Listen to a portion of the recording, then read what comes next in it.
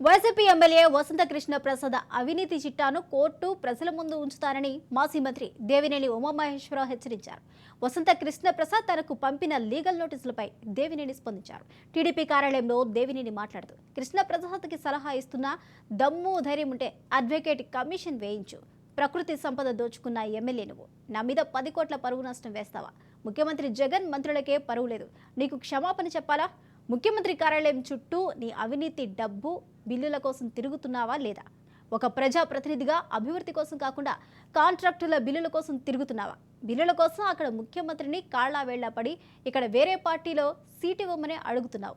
గట్టిగా తిడితే ఈ ఎమ్మెల్యే 1 నెల రోజులు పారిపోతాడని దేవినేని ఉమామహేశ్వరరావు ఎద్దేవా చేశారు.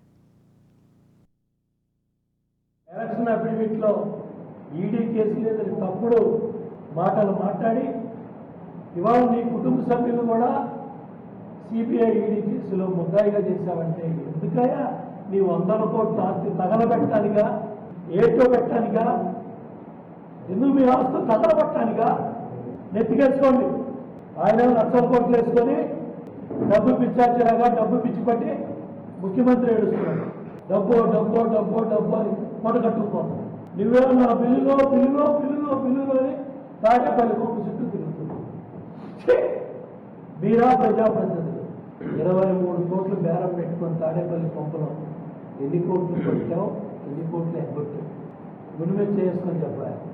నీ అనుచరులు కృష్ణా జిల్లాలో ఇసుక హైదరాబాద్కి బయట ప్రాంతాలకి ఇసుక తోలలేదని నువ్వు అయ్యప్ప భక్తుడు అని చెప్పుకుంటావు కదా, వెళ్ళి అయ్యప్ప గుడి ముందు చెప్పు.